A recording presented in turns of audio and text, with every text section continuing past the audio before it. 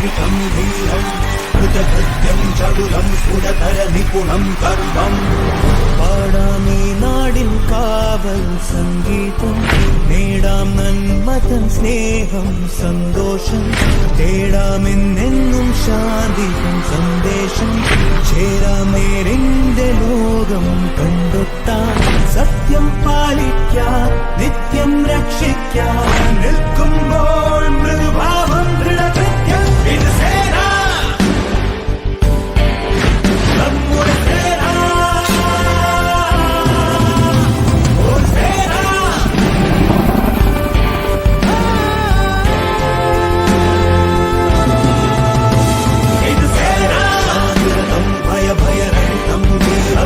സേന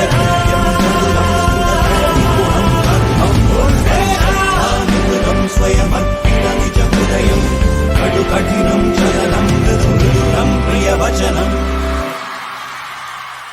ഞങ്ങൾക്കും നിങ്ങളാശ്രയം എന്നെന്നും നൽകും സാന്ത്വനം വഴികാട്ടുവാൻ ജനമൈത്രിയാൽ കയ്യെത്തും ദൂരത്തെ സേന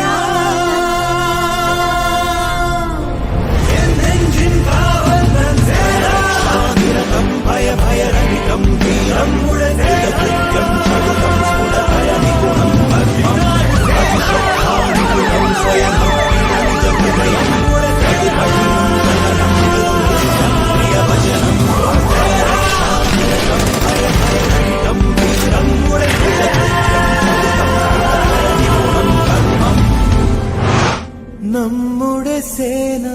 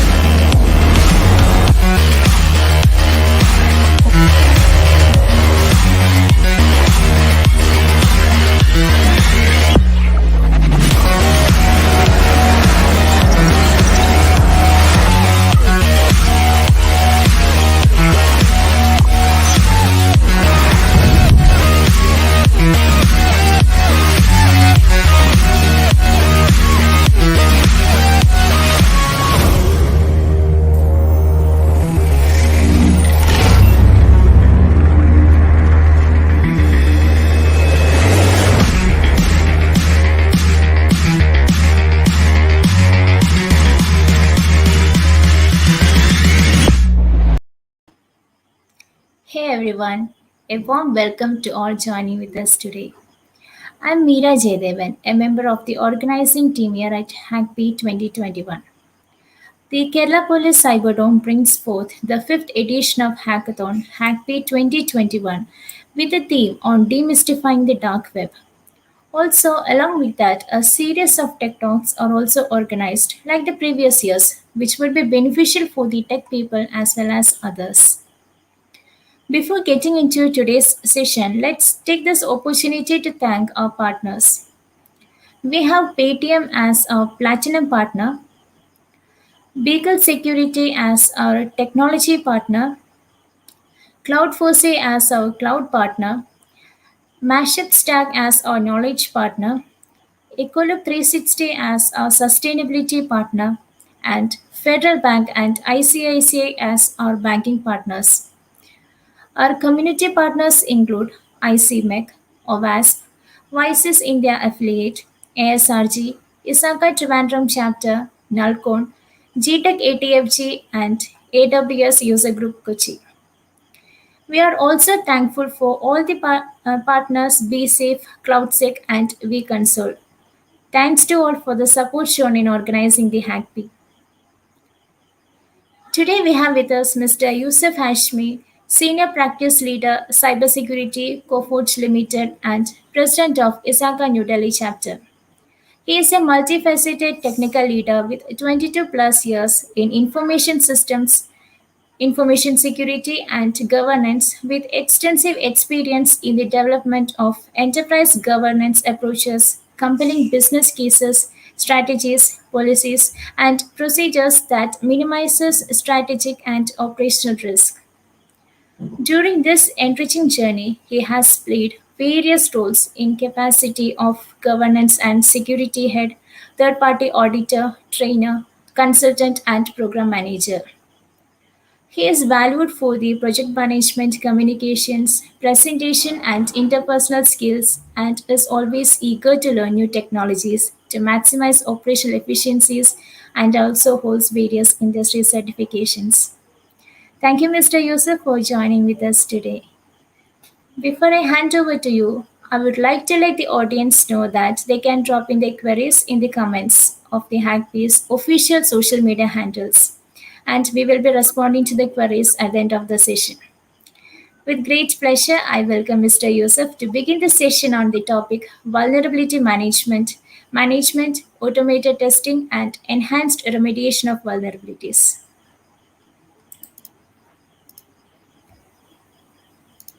Hi, very good evening to everybody, and thanks for giving me this opportunity in order to actually share whatever learning that I have over a period of years in information security or cybersecurity. And very important to share the experience what you gain over a period of years in diversified environments. So I just thought that why can't I just uh, spend some time with professionals and share how what areas of importance in cyber that can be taken care of by organization, right? So I thought vulnerability management plays a very important role in the overall cyber strategy, because that's where we are trying to protect our assets from external threats or internal threats. So and see that what potential weaknesses are there in our assets, in our devices, and all can be protected from these threats.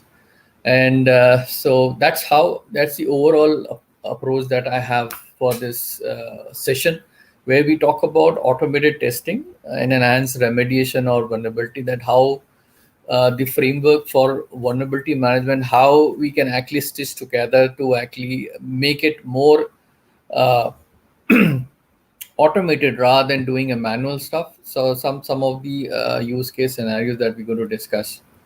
So when we talk about vulnerability management cycle, this is something which is a Gartner's coordinate. So very important that what we need to actually do, what are we trying to protect actually is very important, right? So we need to ensure that we identify those assets and then do the make sure that the critical assets, which is the most important aspect of vulnerability management, we need to protect. We can't just protect every asset that is there in the environment, but yes, it's very important to actually see that what are the critical assets that we need to protect, right? So vulnerability management, if you talk about, is all about actually finding out what are the assets are, right?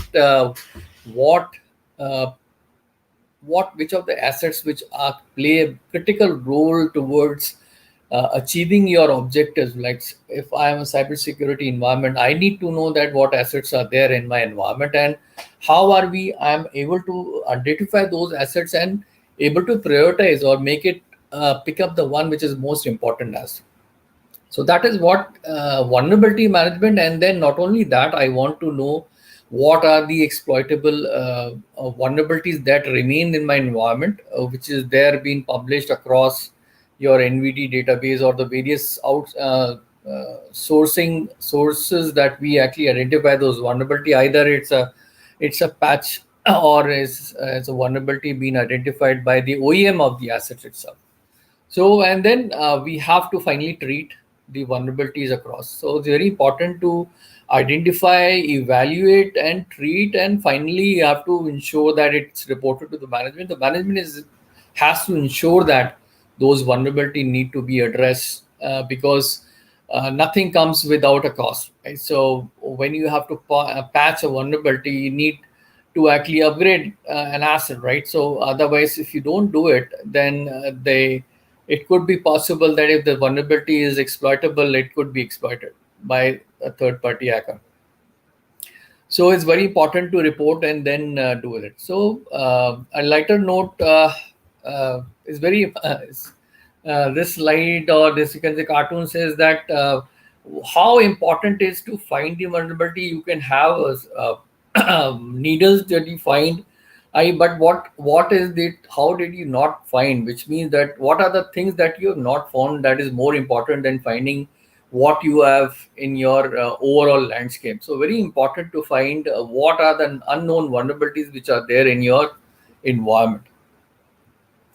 When you actually talk about the trends in vulnerability, it's very important that once you identify the vulnerabilities, how much time is actually taken in order to patch those vulnerabilities, right? So, Hello, sorry for the interruption.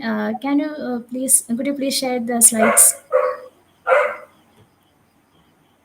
is it not? I'm not. No, it's not shared now. Okay.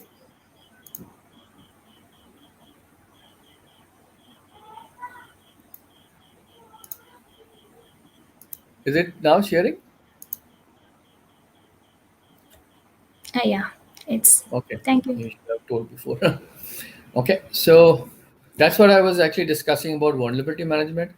And security is something that we need to always look for areas that which are actually not being able to address our objectives. Very important to understand those areas, because very essential to know that the critical areas which actually touch upon your assets or the threats need to be identified apart from doing the vulnerabilities. So when you talk about the trends today, majorly the energy and agriculture and the retail, you have a lot of distributed environment where actually you need to actually address those vulnerabilities. So if you see, 19.4% is a financial institution, and the large is the SaaS and webmail based vulnerability, which takes the most uh,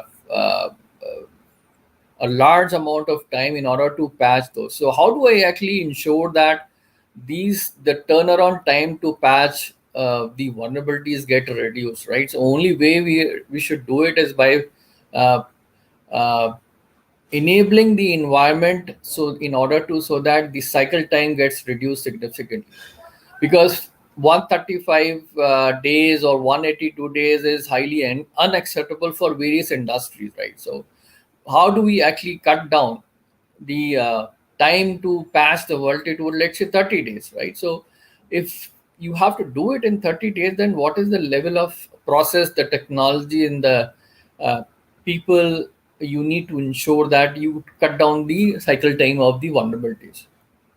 Now, but there are certain challenges which comes across when you actually start focusing on those areas, right? Whether we have a uh, do we need help from outside, whether you need outside support, how what are the areas that actually been challenging areas that need to be, how long it will take to fix it. It's very important to understand this. And and when you're talking about mission critical systems, and it's very important to understand that it could be impacting your business processes as well, right? And you have a customer data also been there on the assets, when how, what is the approach that we need to actually address and to fix those vulnerabilities is very important to understand. So when you talk about there's one of the challenges which is your breach and attack simulation, right? So when some of the most sophisticated attacks comes into place, right? So they actually work in order to actually enable and attack those vulnerabilities into exploitable vulnerabilities and get uh, attacked through the threat landscape. It's very important to understand that how sophisticated attacks can actually be in breach, which we will not be able to know that what's happening around, right? So the security administrator, would not know that whether there's a certain vulnerability being exploited itself, right? So very important to understand the breach and attack simulation. We can do that by identifying those vulnerabilities, have a sandboxing in place where you actually do and perform the various activities which are required in order to actually take the next step to breach the vulnerabilities. So what are the typical problems with respect to managing your vulnerability? So very important that the security team finds the vulnerability or not. It is very important to understand that how the security team is able to identify the vulnerabilities. Either they take the external sources or they have the knowledge of itself, right? So when it that is the role that they play in order to start the process of identification to the creation of the response of the vulnerability. So you can see large part of the activity is being actually done by your IT operations team, generally in a general typical landscape.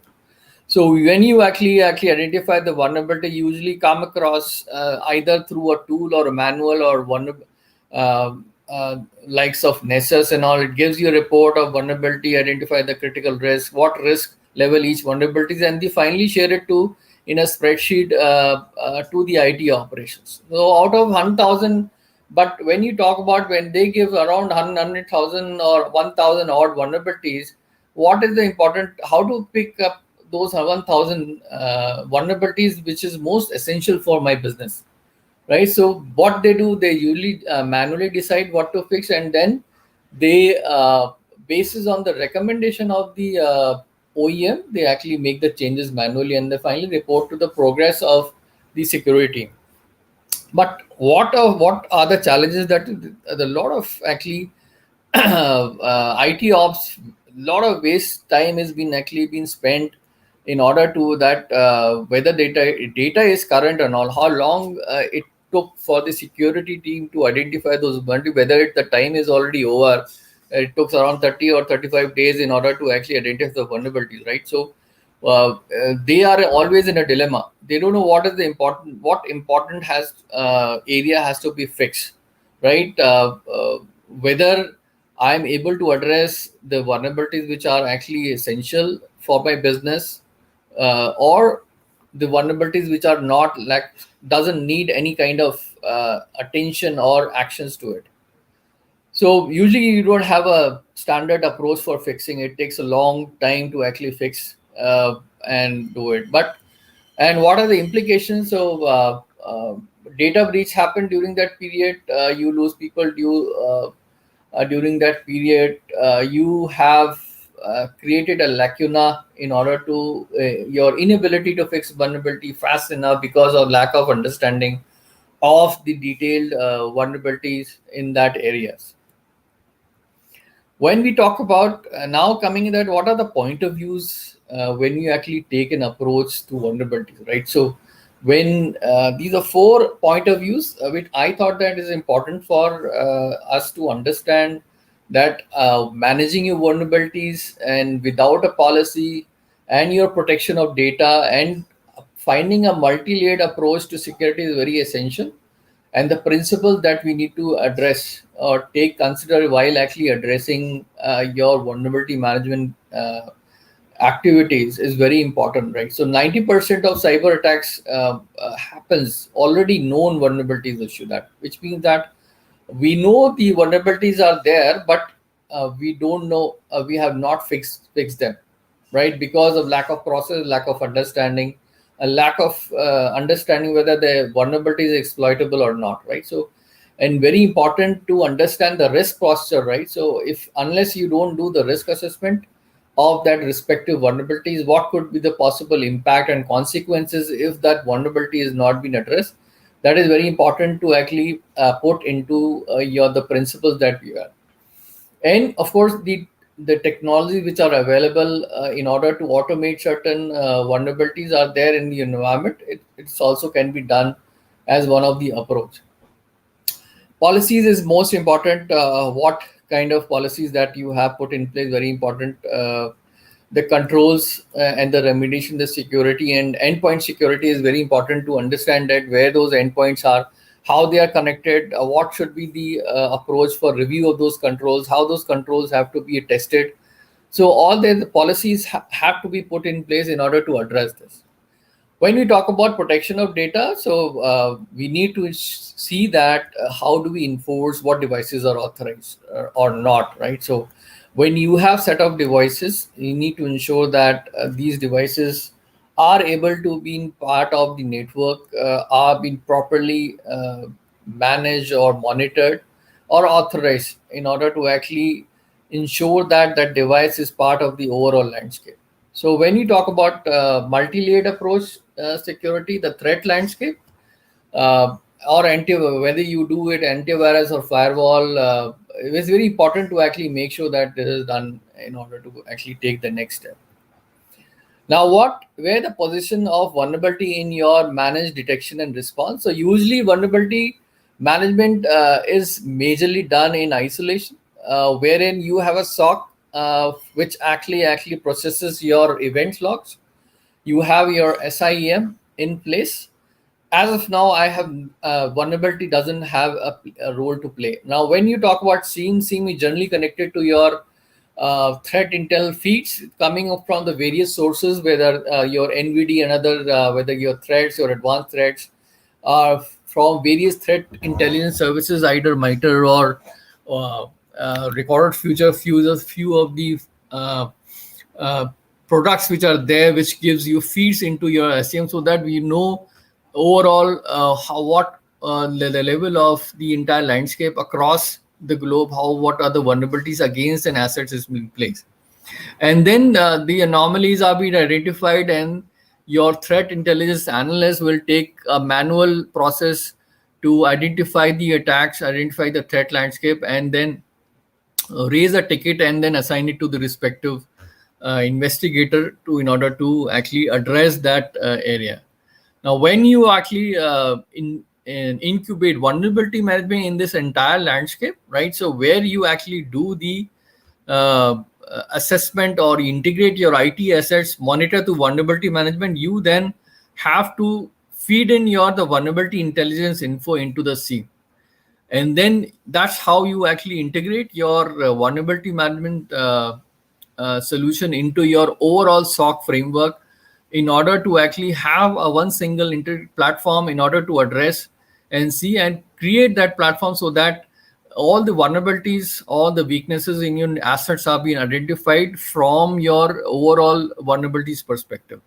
So that's how actually you actually integrate and your patch into your integration along with your vulnerability management in your overall managed detection and response services. So when we talk about the framework, how this framework will look like, what's the process of life cycle of the vulnerability management process altogether? When you discover your assets, identify the critical assets, you identify the weak nodes in the network.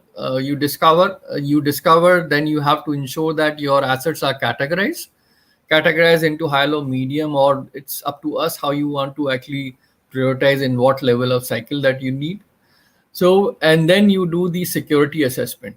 When you talk about assessment, you identify the vulnerabilities and you identify the threats in parallel. Very important, because unless you don't know the threat landscape of a specific asset, you would be able to take the next step and do the assessment. So you do the vulnerability detection, you do the compliance assessment, you do the vulnerability scanning of all the assets, whether it is distributed or across your on-prem or on the cloud. It all depends on the solution that you're using. Currently, there are many solutions which are available, which can actually do the scanning, distributed scanning, or it could be a centralized scanning. You can actually put one scanner or one gateway at each of the site. Let's say that you have 4 data centers, and one you have AWS cloud. So usually you actually put a connector or put a scanner each into each of the data center, depending on the number of devices that you have. Usually a practice around 1,000 devices per connector is usually been implemented in such a scenario in on-prem. And then you put a connector, you can say a gateway, a scanner into your cloud environment in your VPCs in AWS, right? So that's how you, and then finally is the reports that you give you the report into convert that into management action, so that the relevant action can be taken for further remediation. And then finally you have to ensure that whatever suggestion or the resolution that you have provided and recommended are been actually been addressed or not. So that's a overall end-to-end framework of vulnerability management. And when you talk about manage and automated security testing, so once you identify a vulnerability response, you do the assessment of the fix. You actually assess the fix, how that fix is being identified, and how you need to coordinate the planning within IT. And then when you actually talk about the automated vulnerability scanning, so these areas will ensure that your timeline to fix or identify, from identification to fixing the vulnerabilities, get actually addressed. So when you do this, your sources from your vulnerability databases, right? So you, whether it is NVD of NIST or CV of or CTI of cyber threat, feeds into your vulnerability response process and triggered through the automated vulnerability scanning, either various solutions which are available, which we're going to actually see in subsequent slides. You do the automatic triage of the vulnerabilities. You find what is, remove the false positive, identify the or review the rules which are there to be triggered, and then you actually do feed into the assessment of the fixed state, and then take the next step. So that's how it's very important to understand how the overall management of automation of security testing is done within the environment. And when it comes to the operating model, you have to ensure that your the policies and the process are put into place. Your security frameworks, roles and responsibility have been defined. Your automated scanning and review process are in place, where you actually do the vulnerability, you do the penetration testing, you do the application code scan, either a SaaS or DAS. SaaS, I'm sure that you're aware that it is started application security testing, where you do the actual code review of an application of for any platform, either using a CI/CD cycle, or you're doing an independent review of the code. And then dynamic is something that you do in actually simulating the actual application user interface, how it appears to the outside world. Then you do the testing, and then you identify the exceptions, and then take the approval, and then ongoing remediation happens when you do the vulnerability break fix, patch management, and change management. So overall operating model, very important. How does the process of the vulnerability assessment takes? So you have the various sources where you identify the known vulnerabilities, whether it is coming from OWASP, OSS, CSA, or 27001 controls. And then your CVSS scoring system, the current version, which is 2.0, which is available to everybody. You can actually look into those CVS score for the known vulnerabilities are there. You have best practices guidelines coming from ISACA, from CERT, and some of the tools which are there available, which actually you are able to do the vulnerability assessment, like Aconetics, Nexpose, and Nessus and ColisGuard. When you talk about Veracode, OpenVAS, Veracode is majorly your application security testing solution tools which are available. And then once you do the vulnerability scan, you actually do the port statuses, where which ports are open in your firewall or not, which is if they are essential or not. Those ports have been identified, and then you actually do the patch levels of the system. You do the database validation. You also do the VPN connection configuration review. And overall, then we report is convert that report into management actions. So make sure that it has actually been thrown or been produced in a way that the management should be able to understand what actions that they need to do. Is there a business case available, right? So all those areas is important to show that if the cost of the control is more than what actually the loss that is expected out, if that vulnerability is being exploited, you need to ensure and create a clear-cut management plan in order to actually do that. And then there are various interest site that you can explore, cv.mito.com. You have the entire database of the vulnerabilities and exposure which are there, your CV database, nvd.nest. very important. There's a very interesting side, which is your CV history, which gives you the historical landscape of a specific vulnerabilities for a specific product or technology, like for Microsoft or for Red Hat, or all those kind of things that which are you can actually have a history for more than 10 years back. You can actually go through and explore a vulnerability in that. So when you come out the remediation part, what are the areas that you need to actually for the remediation of the vulnerability? So very important to analyze the report from the vulnerability databases, which comes from valid sources. The prioritization of the vulnerabilities, you need to assign a business risk rating for each of the vulnerabilities. Right, you have to prioritize, because if there are around 10,000 or 20,000 assets which are there in your environment, you won't be able to address those 10,000 in a matter of time, right? You need to ensure that you prioritize those and identify those critical assets, and then take further a remediation plan, track closure, and have an SLAs. And then you need to ensure that the vulnerability is closed at end, right? So that's very important. And then finally, you have to actually minimize the risk, and then update the roadmap for the rescan. And that's how the overall cycle of the process goes on. Now, it's very important to understand the level of maturity model, that I need to see that where does my vulnerability management process stands. I need to understand what activities that I am performing, whether it falls under level 0 or level 1, level 2. It's all depend on where actually my organization stand with respect to the maturity model. So level 0, level 1 is majorly a blissful ignorance, right? So which means that there's no vulnerability scanning happens. There's manual vulnerability assessment through the understanding of the person, the skills that you have. You're relying on the person to actually identify the assessment, which is not the case of. And then you do haphazard patching across, no process and no metrics or measurement in order to address the vulnerabilities. A bit level up, that you have a vulnerability management place, you have ad hoc, right? But you have a very rudimentary patching process, you have basic process, and you have basic metrics at the scanning level, right? Which means that you have a solution in place, but you don't have what is the steps that I need to follow. When it comes to the assessment level 2 and 3, you are majorly driven by the regulatory framework, which mandates you to perform the vulnerability and identify those assets and patch those assets in your environment. You have achieved an awareness and early maturity when you actually you have a risk focus. You scan your data. You do the analytics for the identified data. You actually patch data driven, right? You measure your processes, right? So and you can improve it.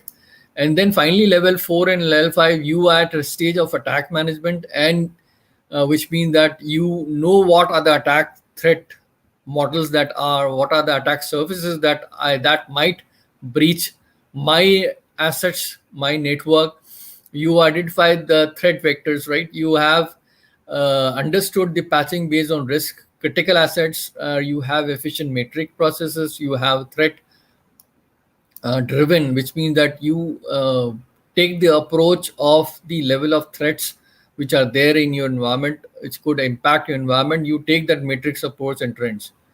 And then the business risk management at the level 5, which means that you are actually making a business risk context to your vulnerability management process.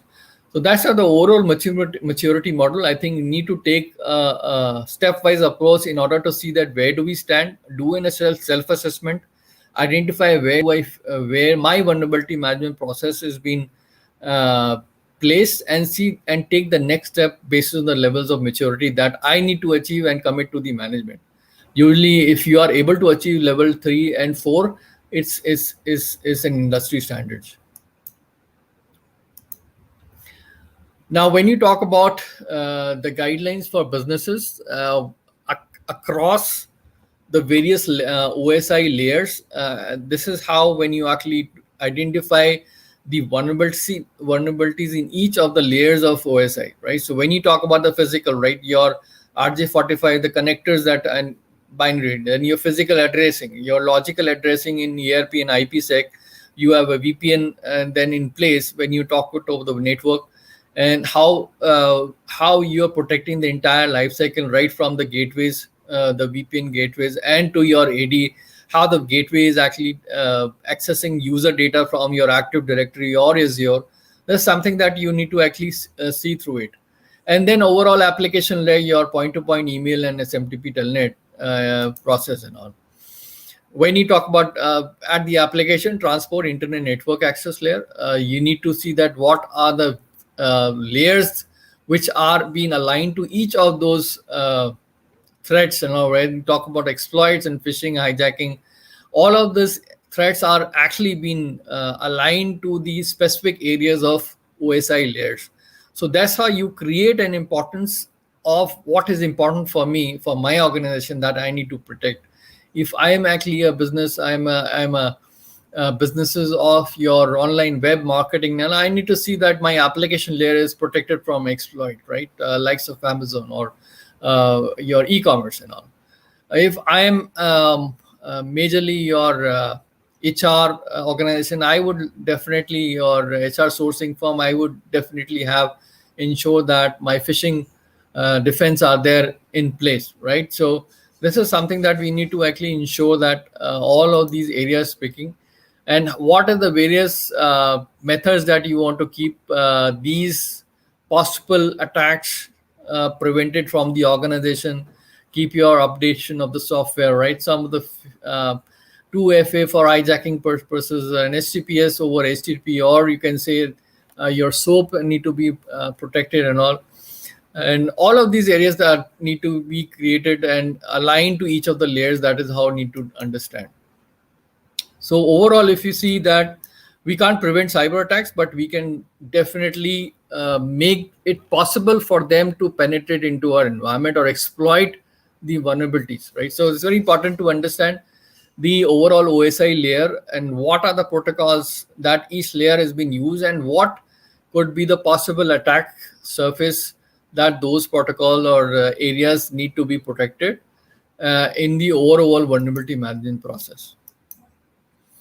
So some of that tips that how do I start my vulnerability management process or enhance it? So you need to ensure that you inventory your assets. The vendors who are accessing your assets are very important, because those outsourced vendors would be managing their own environment, but they are accessing your data. So it's very important that the vendors follow what rules that you follow in your organization, inventory those assets, and then identify who's the owner of the assets and who's managing that assets. It could be your operations, it could be applications team who would be responsible for certain assets, very important. Then you have to ensure that the dependent process and systems are mapped to each of those assets. You need to define the framework, risk and assessment for those, which of those assets are actually delivering critical business processes and the data. So we need to ensure that all the compliances coming in from data need to be addressed. You then have to ensure that the continuous monitoring process has been put into place. You actually manage or schedule your scanning and monitoring, which means that you need to enable your SOC or SIEM, integrate your vulnerability management into your SOC also during the process. What schedule, what incremental scans that you have actually put in place, how those mechanisms, what are the alert mechanism that you have put in place in order to actually, once you identify anomalies in your assets, what you need to real-time reports. Essential to know that real-time analysis of your environment has to be put in place. And then continuous monitoring and predictive analysis is very important. Those current solutions comes with a lot of analytical solutions, although you can use third parties analytical tools in order to see overall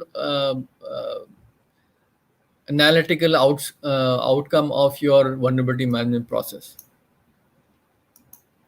So that's with me. Thank you so much. If there is any questions that we can actually wind up.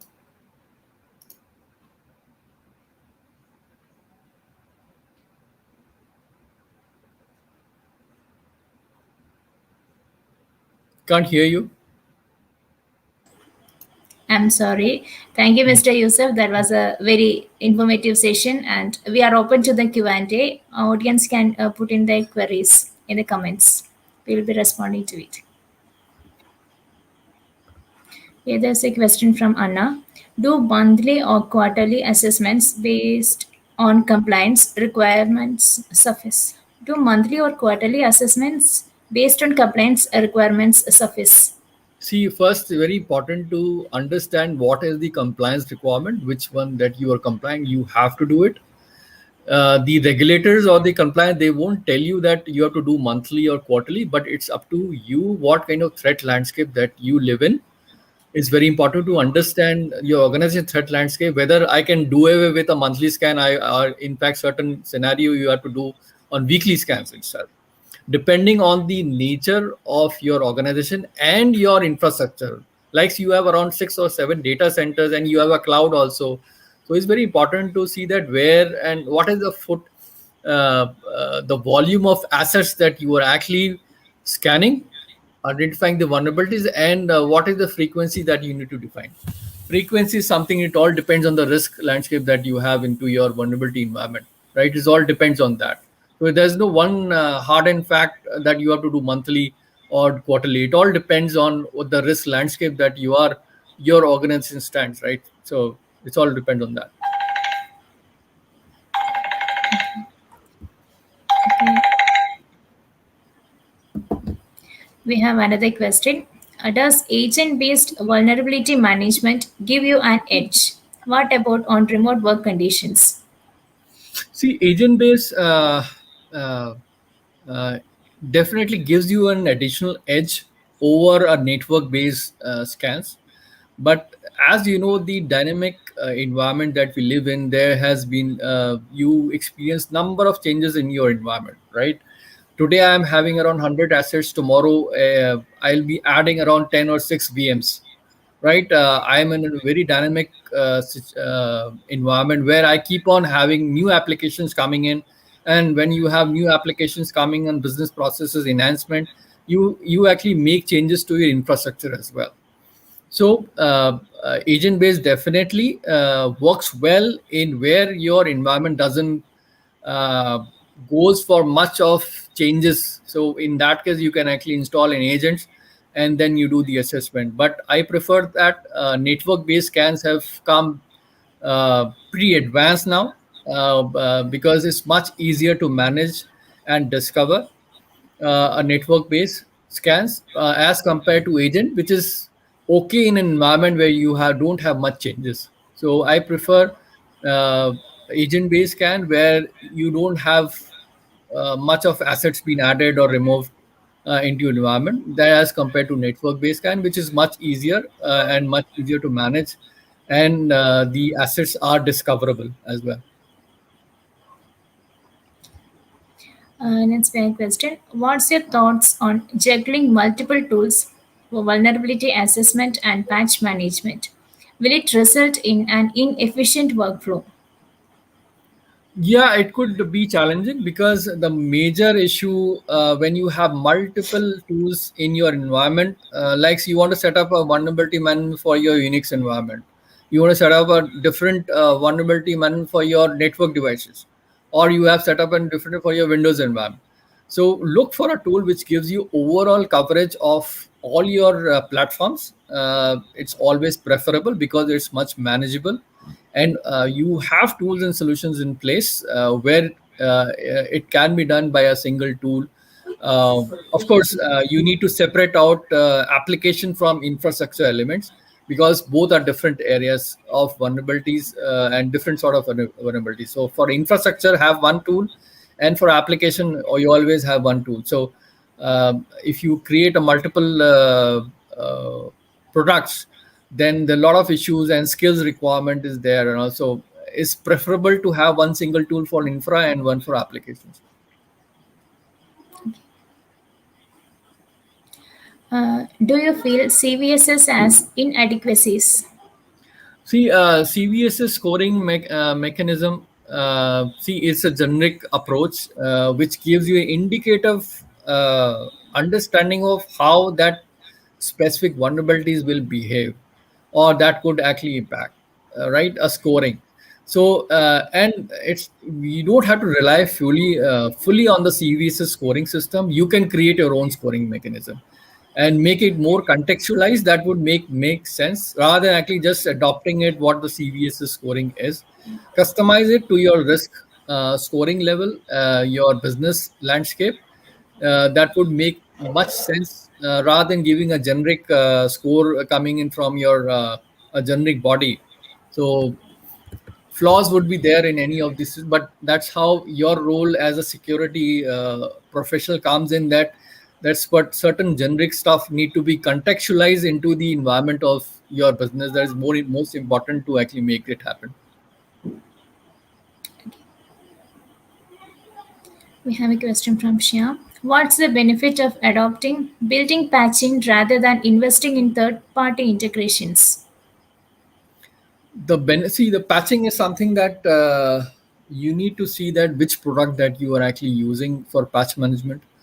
uh, you need to see that how the OEMs actually been made compatible for each of the patch levels that you have put in place. Very important to understand how the OEM of the product which releases your patches, whether it is 0 day or it could be any of the patches, how we need to actually see that this patch management, you can actually go for a single solution, you can go for a multiple, depends on the kind of products that you're using into your environment.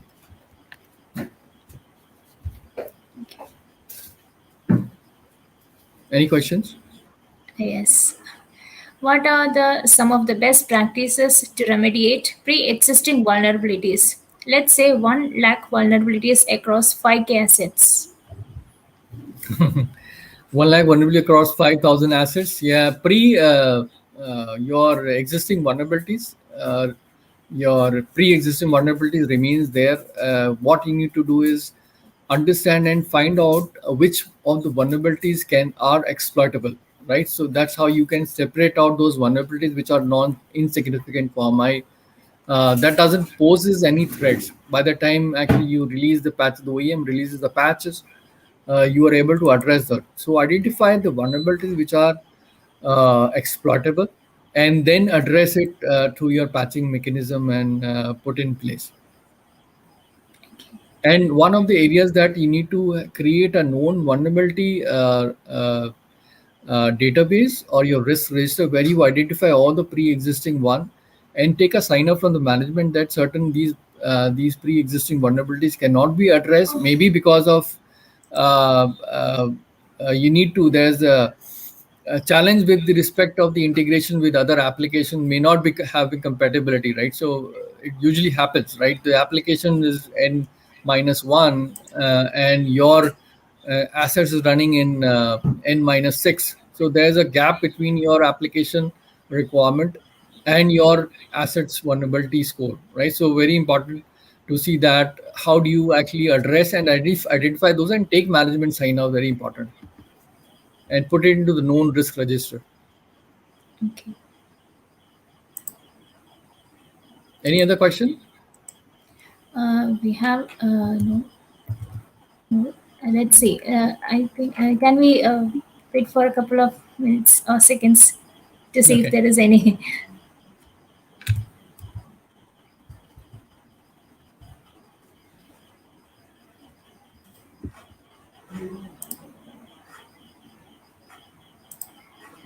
Okay. Okay. So I think there are no more questions, and we can wind it. That was an Okay. interesting session, and we are thankful for sharing your notions and ideas with us. On behalf of Hackpay, I extend a sincere thanks to you for being with us today. Thank you so much. Thank you very much. Bye bye. Bye. Thanks to all who tuned in today. If you have any additional queries, you can reach out through his social media handles. And we have many more interesting topics coming on. So please stay tuned to our social media handles. See you all again. Stay safe. Thank you.